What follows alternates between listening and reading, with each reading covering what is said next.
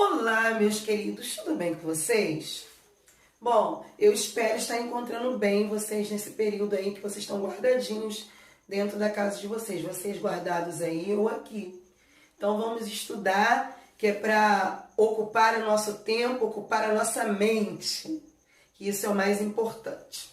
Bom, hoje nós vamos ter a nossa aula 3. O tema da nossa aula 3, ele é um tema muito pedido há muito tempo. Eu tenho um aluno que desde o 6º ano me pergunta quando que nós vamos falar da Segunda Guerra Mundial. Quando, professora? Quando? Chegou o dia de nós falarmos sobre a Segunda Guerra Mundial. Curiosidades que vocês tenham sobre a Segunda Guerra Mundial, vocês façam o seguinte, enquanto está vendo o vídeo, pode aparecer alguma curiosidade. Você guarda ela, anota. No dia que nós estivermos na nossa aula, no Zoom, nosso encontro, vocês vão lá e me perguntam, porque às vezes vocês têm curiosidade que eu não vou abordar, tá bom? Porque a Segunda Guerra Mundial, ela pode ser vista de vários ângulos. Estou falando de uma guerra mundial, um conflito que aconteceu no mundo inteiro. Então você pode ter uma curiosidade para tirar dúvida e a gente vai poder tirar nesses nossos encontros. Isso não vale só para a Segunda Guerra. Qualquer assunto que nós estivermos trabalhando, tá com dúvida durante o vídeo? Anota. E aí na hora que você tiver a oportunidade de falar comigo diretamente, que está sendo pelo aplicativo Zoom, você já me pergunta. Tá bom? Combinado assim? Então vamos lá. Peguem a folhinha, tá, de hoje. Na folhinha de hoje eu fiz uma introdução sobre a Segunda Guerra Mundial. Eu vou ler e depois eu vou falar a principal diferença entre a primeira e a segunda. E nós vamos iniciar porque hoje nós vamos ter alguns vídeos além de somente eu falando com vocês. Mas vamos lá. A Segunda Guerra Mundial foi um conflito militar global que durou de 1939 a 1945. Envolvendo a maioria das nações do mundo, incluindo todas as grandes potências, todas, organizadas em duas alianças militares, opostas, os aliados e o eixo. Foi a guerra mais abrangente da história, com mais de 100 milhões de militares mobilizados. Em estado de guerra total, os principais envolvidos dedicaram toda a sua capacidade econômica, industrial e científica a serviço dos esforços de guerra, deixando de lado a distinção entre recursos civis e militares. Marcado por um número significante de ataques contra civis, incluindo o Holocausto, e a única vez em que armas nucleares foram usadas em combate. Foi o conflito mais letal da história da humanidade, resultando entre 50 a mais de 70 milhões de mortes. Então, foi um conflito muito violento, muito. Não só em armas, como a gente pensar na bomba atômica, tá? A bomba atômica, poxa, foi um problema, que é o final da guerra. Mas não foi só isso. Lembra quando eu falei da Primeira Guerra? Que eu falei que era um confronto homem a homem nas trincheiras? Na Segunda Guerra Mundial, isso não vai acontecer. Na Segunda Guerra Mundial, eles já vão utilizar os aviões para o confronto. E os aviões vão tacar bombas. E aí, eu já não tenho só soldados morrendo. Eu tenho toda uma população civil que não está na guerra morrendo. Já mudou o cenário da Primeira Guerra Mundial. Então essa foi uma grande diferença da Primeira para a Segunda Guerra Mundial. Então eu vou estar falando com vocês desses países, os países do eixo e os aliados. Os aliados eram Inglaterra, Estados Unidos, União Soviética e França. E os do eixo, Alemanha, Itália e Japão. Tá? E nós vamos ver assim, eu vou fazer para vocês agora uma cronologia da guerra. Desde quando se iniciou até o momento que nós vamos tratar hoje, porque hoje eu não vou tratar todo o capítulo, porque são muitas informações. A guerra ela vai ter dois momentos principais, tá? E a figura do Hitler no início da guerra vai ser muito importante. Alemanha, Hitler, a Alemanha que está no eixo, junto com a Itália e o Japão, né?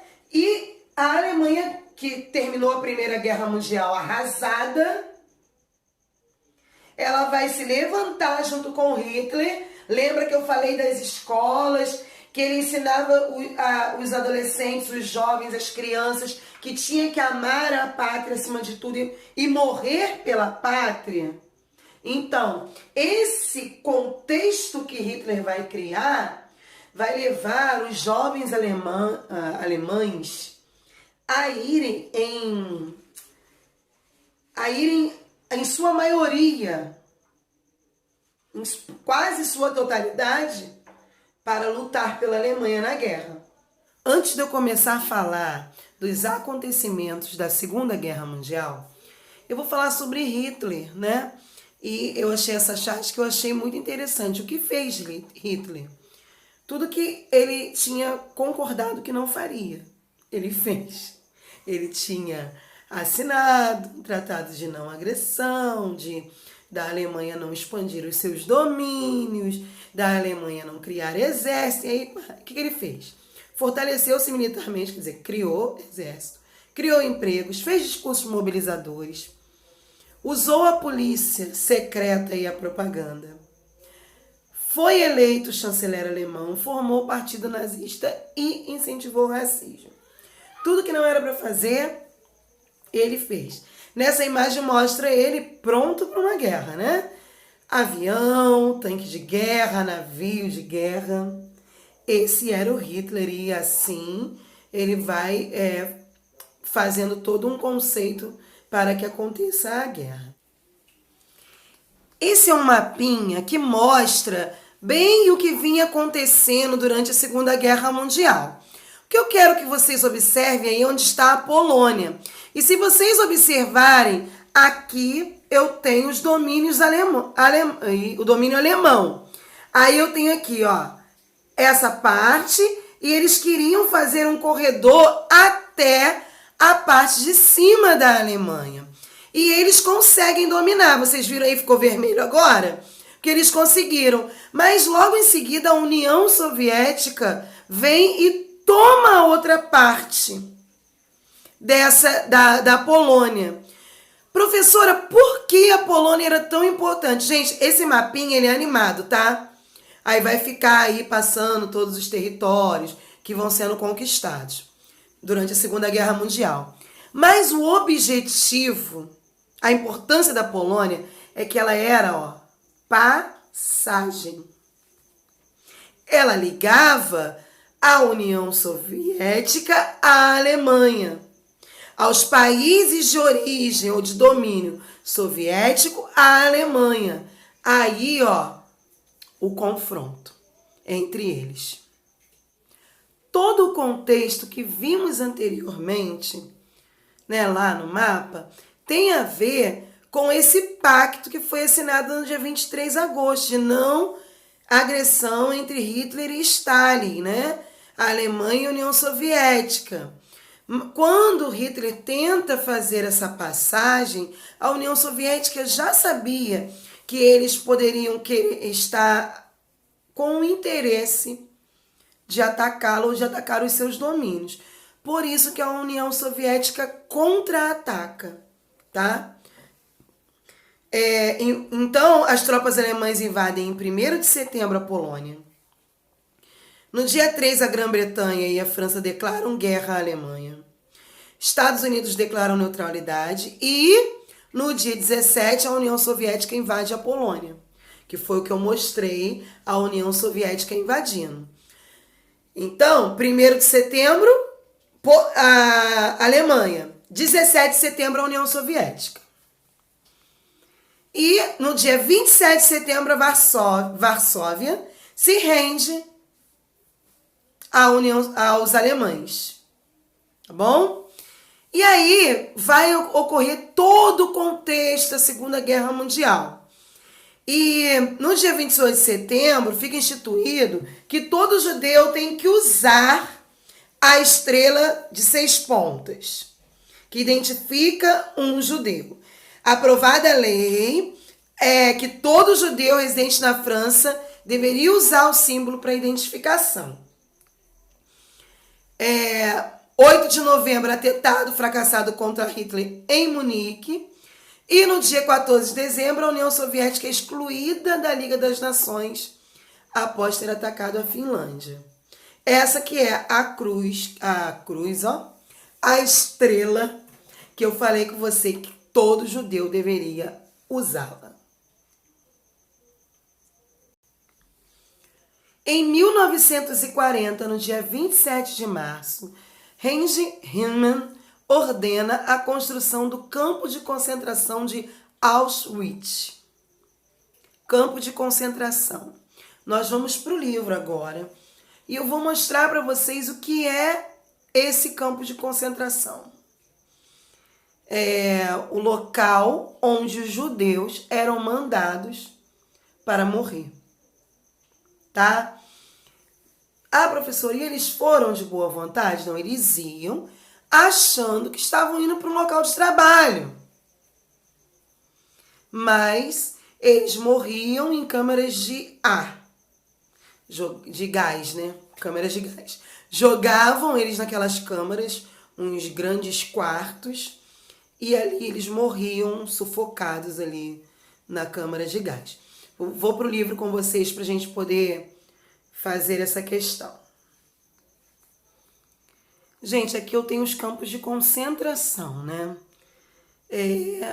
Vocês observem pela imagem, está no livro na página 102. Observem pela imagem que não era uma coisa assim, feita de uma hora para outra. Eles pensaram muito ao construir esses locais para abrigar essas pessoas. Escolhia bem a localidade para que eles não pudessem fugir, tá bom? Aí vamos lá, logo aqui em cima do livro está dizendo o seguinte: ao chegar ao campo de concentração, os prisioneiros eram divididos em 2 grupos, o dos saudáveis e o dos que não estavam aptos para o trabalho. Estes eram assassinados.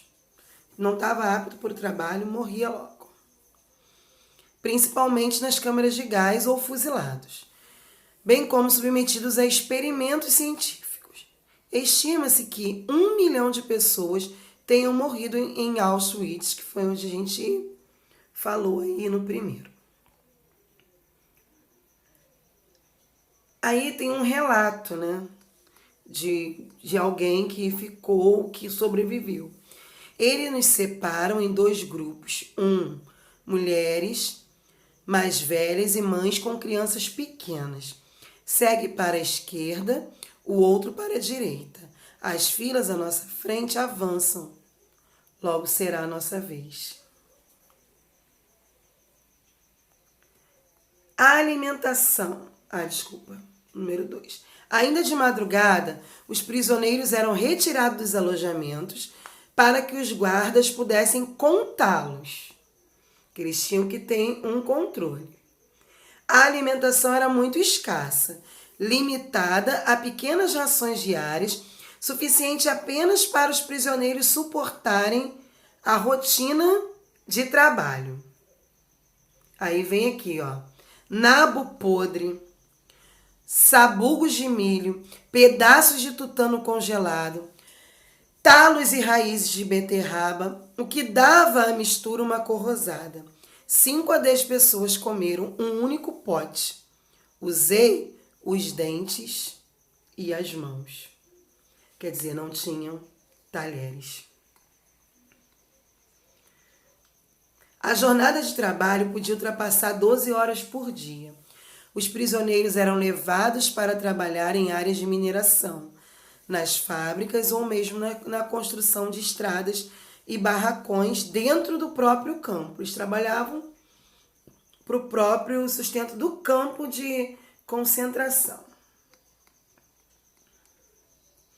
Os barracões de Auschwitz tinham capacidade para abrigar cerca de 40 pessoas, mas frequentemente centenas de prisioneiros dividiam o mesmo alojamento.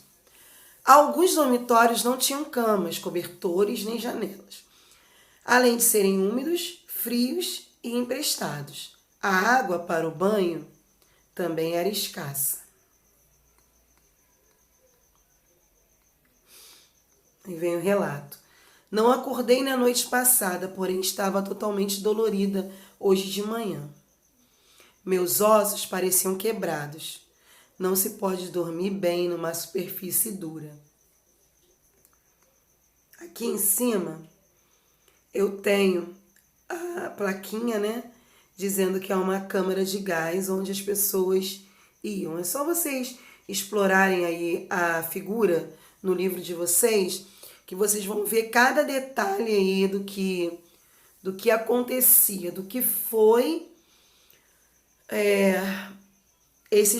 o que foram esses campos de concentração durante a Segunda Guerra Mundial, que milhares de judeus sofreram nesse período. No livro de vocês aqui também tem um audiobook, sei lá, escute a história judia que descreveu o sofrimento durante a guerra de um diário. Não vou colocar aqui para vocês ouvirem, mas aí é só quando vocês acessarem aqui mesmo. Nós estamos no compartilha. Você acessa, você clica aqui, que ele vai começar a ler a história. Tá?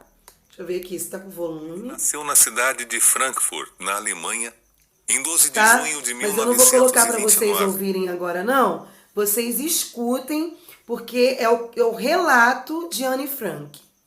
Bom? Na página 101, nós vamos voltar um pouquinho, a gente estava na 102. 101 está assim, ó. Nos primeiros meses de 41, as tropas nazistas avançaram na frente ocidental, ocupando a Romênia, a Bulgária, a Grécia e a Iugoslávia. Com isso, Hitler aproximou-se de seu principal alvo, a União Soviética. Então ele foi dominando até conseguir chegar lá perto. A invasão da União Soviética, conhecida como Operação Barbarossa, começou em junho de 41 e marcou o rompimento dos alemães com o Pacto Nazi-Soviético de não agressão. Que ele tinha falado que não ia agredir, mas é Hitler, né? A operação reuniu mais de 4 milhões de soldados. Fugindo das forças nazistas, os soviéticos adotaram a chamada Tática da Terra Arrasada, que consistia em destruir as plantações e tudo que fosse necessário à sobrevivência do inimigo no país. Eu não sei se vocês lembram, mas quando eu falei de Napoleão Bonaparte, a Rússia já fez isso. E agora aqui na Segunda Guerra Mundial, eles vão fazer de novo. O que eles vão fazer? Terra arrasada. Como na Rússia é muito frio, eles têm o frio a seu favor, eles vão destruindo as localidades e levando o povo mais para cima. Aí o inimigo está vindo, ó. O inimigo. Rússia. Digamos que aqui começa a Rússia. Aí esse primeiro povo aqui, eles fazem o quê? O inimigo está aqui. Eles fazem o quê? Bota fogo em toda a localidade e vem mais para cá. Aí o inimigo continua vindo. Bota fogo em tudo e vem mais pra cá. Vai vindo. Até que os soldados começam a morrer de fome, de cansaço, porque quando eles chegam no lugar, tá tudo queimado, eles não têm como nem dormir. O frio intenso. E é assim que a União Soviética vai conseguir vencer o exército de Hitler, que ninguém conseguia, tá? Isso está na página 101. Bem, vamos para a página 104. Eu tenho aqui quando os Estados Unidos entram na guerra. O principal motivo, aquele motivo para os que os Estados Unidos tinham se mantido neutros. Não vou me meter em nada, tá? Vou colocar um vídeo que vocês vão ver os Estados Unidos o motivo que fez com que eles entrassem na Primeira Guerra Mundial. Americanos e japoneses são hoje importantes aliados, mas 70 anos atrás, os dois países protagonizaram uma das mais sangrentas batalhas da Segunda Guerra Mundial. Dos Estados Unidos, as correspondentes Cleide Klock e Ula Rocha mostram no que se transformaram cenários importantes deste conflito.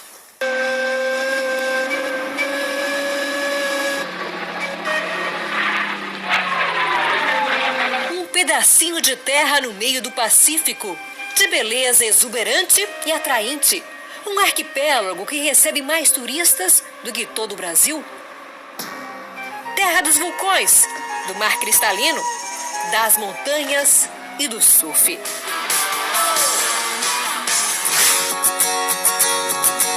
Um estado com traços asiáticos, onde 60% da população é oriental, a maioria japonesa. Justamente o país que protagonizou a história sombria dessas ilhas paradisíacas. No dia 7 de dezembro de 1941, 360 aviões japoneses chegaram aqui, a Pearl Harbor, com a intenção de destruir uma das mais importantes áreas de defesa estratégica dos Estados Unidos no Oceano Pacífico.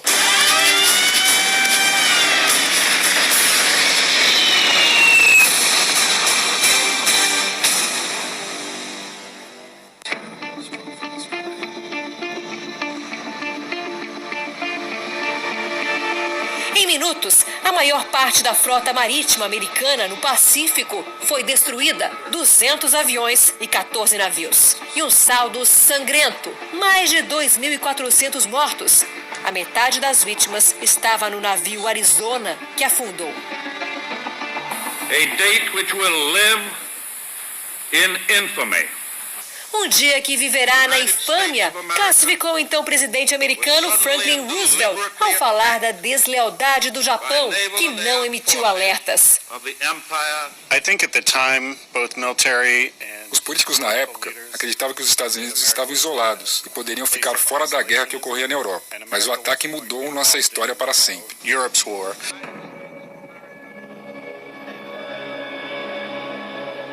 Os Estados Unidos se juntaram à Grã-Bretanha e à União Soviética para lutar contra os países do eixo, Alemanha, Itália e Japão.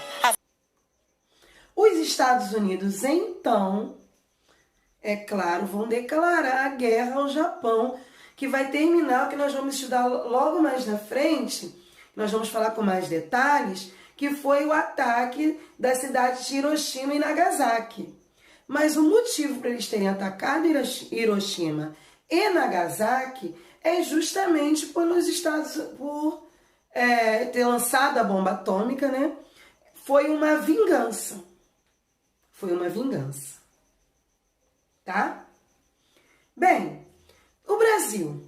O Brasil entra na Segunda Guerra Mundial.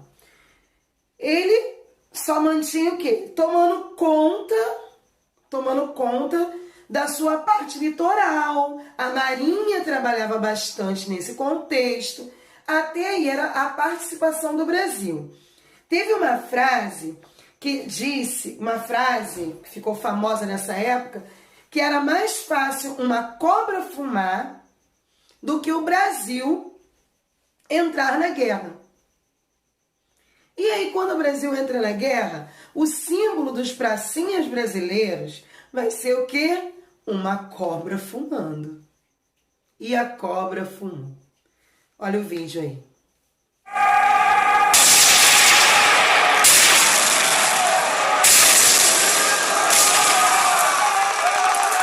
Com o início da Segunda Guerra Mundial, em 1 de setembro de 1939, o então presidente do Brasil, Getúlio Vargas, manteve o país em um posicionamento neutro em relação à guerra até 1941.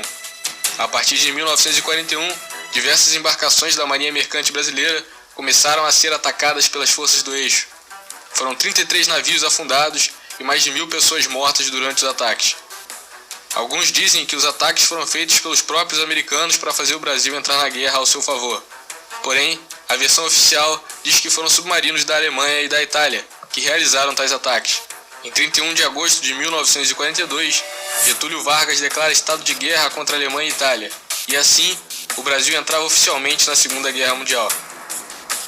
Antes das tropas brasileiras irem para a Itália combater as forças do eixo, houve retaliação brasileira aos submarinos alemães, como por exemplo, em 31 de julho de 1943, o submarino alemão U-199 foi afundado por um hidroavião PBY Catalina, pilotado pelo piloto brasileiro Alberto Martins Torres.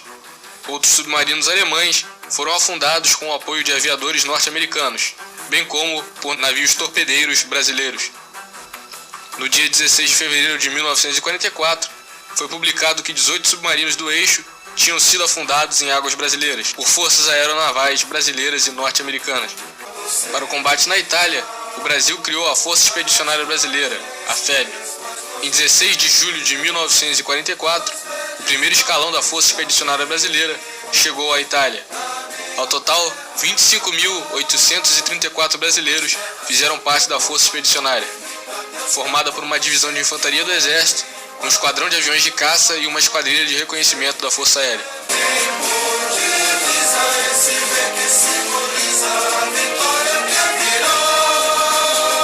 Como naquela época se costumava dizer que era mais fácil uma cobra fumar do que o Brasil entrar na guerra, o símbolo e o lema da Força Expedicionária Brasileira faziam uma alusão irônica a isso. A cobra vai fumar de novo. E vai fumar até o fim. A Força Aérea Brasileira tinha acabado de ser criada e formou o primeiro grupo de aviação de caça para a campanha na Itália.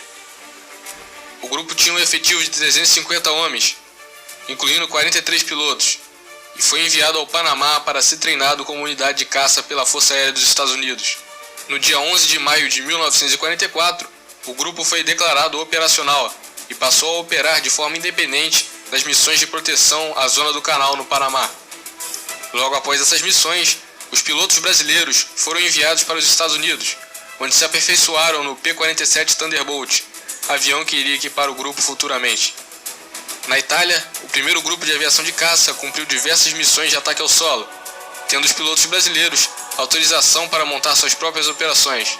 O dia mais marcante para os nossos pilotos foi o dia 22 de abril de 1945.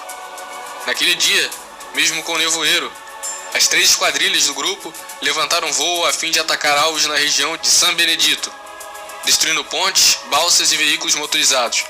2 horas depois, uma esquadrilha levantou voo para uma missão de reconhecimento armado ao sul de Mantua, destruindo mais 80 caminhões e veículos alemães. Outros aviões do grupo atacaram posições fortificadas alemães, tanques e balsas. Ao final do dia, o grupo havia voado 44 missões individuais, tendo destruído mais de 100 veículos e outros alvos alemães. 2 caças P-47 brasileiros foram danificados pelas antiaéreas alemãs e um terceiro foi abatido. Esse foi o dia no qual foram despachados o maior número de missões de combate pelo grupo, e por isso é comemorado a cada ano como o Dia da Aviação de Caça no Brasil. O primeiro grupo de aviação de caça brasileiro voou um total de 445 missões, 2.550 missões individuais e 5.465 horas de voo em combate, de 11 de novembro de 1944 a 4 de maio de 1945. Nossos pilotos destruíram 85% dos depósitos de munições, 36% dos depósitos de combustível, 28% das pontes e 15% dos veículos motorizados da Alemanha nazista na Itália. Enquanto isso, em solo, responder com os únicos argumentos que a Alemanha respeita, ao covarde atentado dos torpedeamentos de indefesos navios brasileiros em águas das costas do Brasil. Depois de tomar posição, as tropas dão início ao ataque. Em seu posto avançado, um observador de artilharia transmite instruções às baterias pesadas. Finalmente, a ordem de fogo. E das bocas de aço começa a chover metralha sobre as posições inimigas.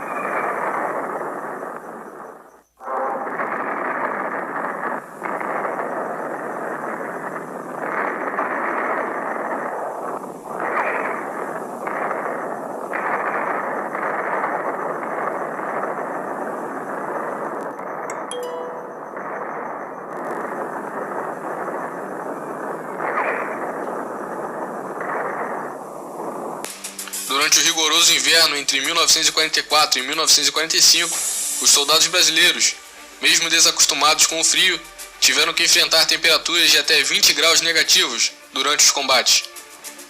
Durante 2 meses, os brasileiros lutariam contra 2 inimigos implacáveis, os alemães e o frio. Durante o inverno, foram executadas ações para a manutenção do terreno conquistado e patrulhas visando ao reconhecimento do terreno e a fazer prisioneiros para a obtenção de informes sobre o inimigo. Ao total, a Força Expedicionária Brasileira aprisionou 2 generais, 493 oficiais e 19.679 soldados inimigos. Uma das batalhas que marcou a presença das tropas brasileiras na Itália foi a Batalha de Monte Castelo. A Força Expedicionária Brasileira enfrentou a 232ª Divisão de Infantaria Alemã.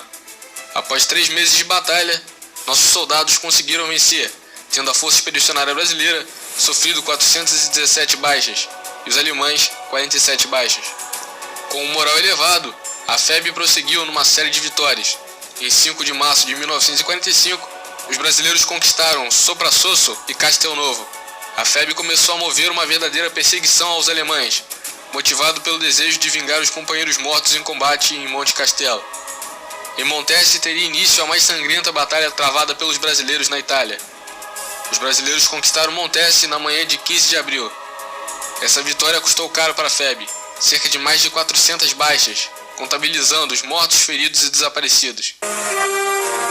Na conquista das cidades, a população das localidades recebia nossas tropas com manifestações de júbilo, aclamações e flores.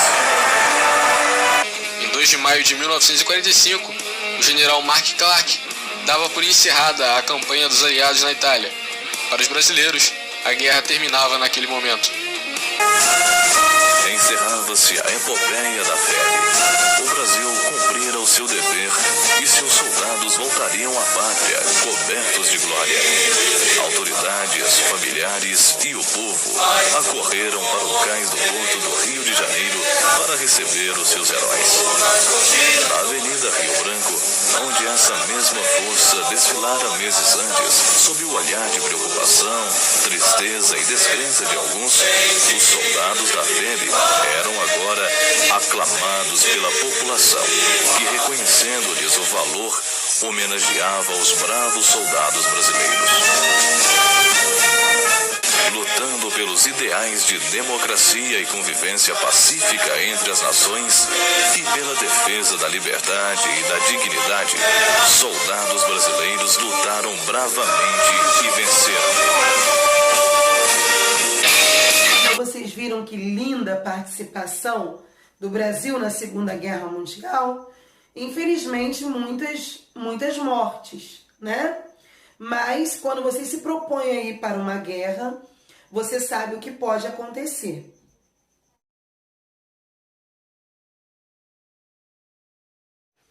Agora eu vou fazer o exercício da folhinha, tá bom? Porque na folhinha eu tenho o número 1, somente uma questão, que fala sobre essa questão de Getúlio, dessa visão que os Estados Unidos queriam ter com relação ao Brasil. Aí vem assim, Unicamp 2009. Os animais humanizados de Walt Disney serviam à glorificação do estilo de vida americano. Olha aí os animais humanizados. Conhecem? Conhecem eles, né? Quando os desenhos da Disney já eram famosos no Brasil, o criador de Mickey chegou aqui como um dos embaixadores da política da boa vizinhança e em 1942, no filme Alô Amigos, um símbolo das piadas brasileiras, o papagaio vestido de malandro se transformou no Zé Carioca. A primeira cópia do filme foi apresentada a Getúlio Vargas e sua família e por eles assistida diversas vezes. Os Estados Unidos esperavam, com a política da boa vizinhança, melhorar o nível de vida dos países da América Latina. Dentro do espírito de defesa do livre mercado, o mercado era a melhor arma para combater os riscos do nacionalismo, do fascismo e do comunismo. Letra A. De acordo com o texto, de que maneiras os personagens da Walt Disney serviam à política externa americana na época da Segunda Guerra Mundial? Como que os desenhos serviam aí? Tá no texto. Letra B. Como o governo Vargas se posicionou em relação à Segunda Guerra Mundial? Como foi que ele se posicionou? Queridos, está aí o gabarito para vocês conferirem. Aí tá aí na letra A. De acordo com o texto, a importância dos personagens servia para glorificar o estilo de vida americano. Vocês vão observar que os personagens estão o quê? Sorrindo, alegres, felizes, junto com o Zé Carioca. Vocês estão entendendo? Juntos. Por isso, a alegria. E na letra B, resposta. O governo Vargas procurou manter uma política de neutralidade até 1942. Porém, quando navios brasileiros foram torpedeados por submarinos alemães, o Brasil entrou na guerra contra o eixo. A presença brasileira no conflito se deu pelo envio de tropas da FEB para combater na Europa e pela permissão do governo brasileiro para a instalação de bases militares no Nordeste para o uso de forças aliadas.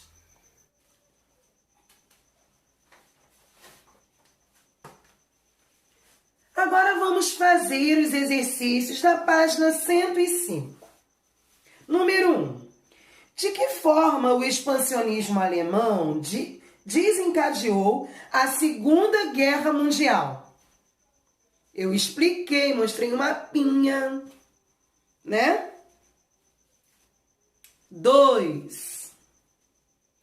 O que foi o Pacto Nazi-Soviético de não agressão? Eles fizeram um pacto de não agressão. O que foi esse pacto? Também falei. 3. Que países formavam a base do eixo e a base dos aliados?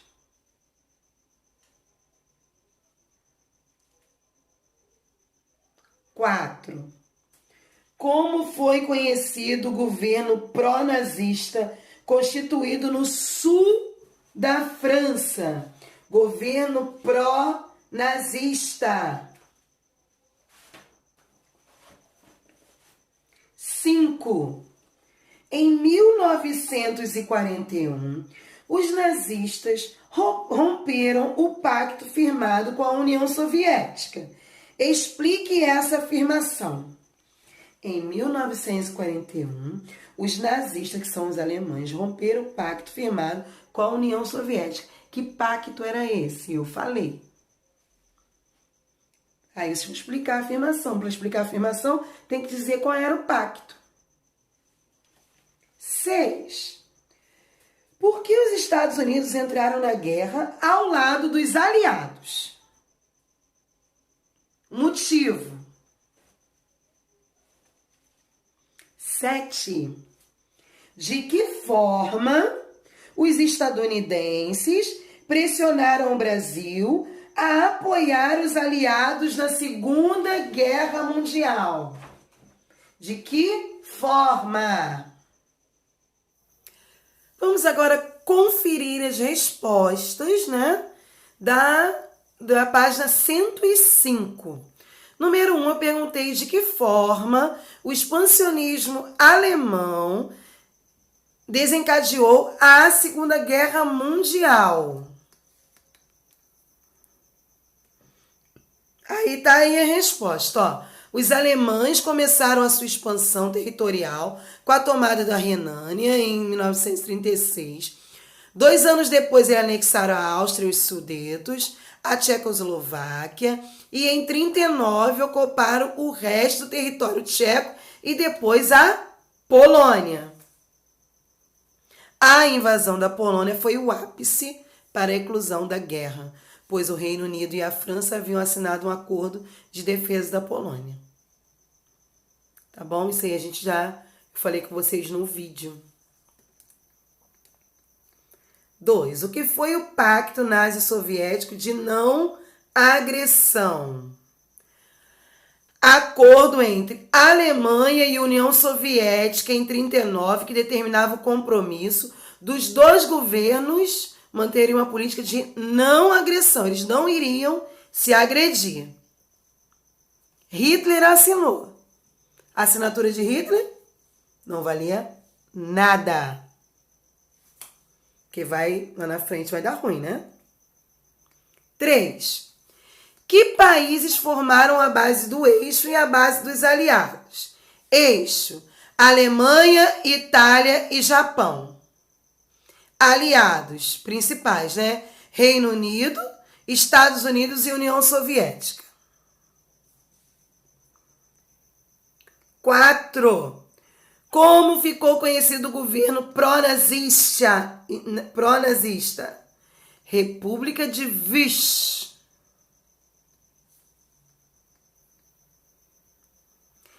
Em 1941, os nazistas romperam um pacto firmado com a União Soviética.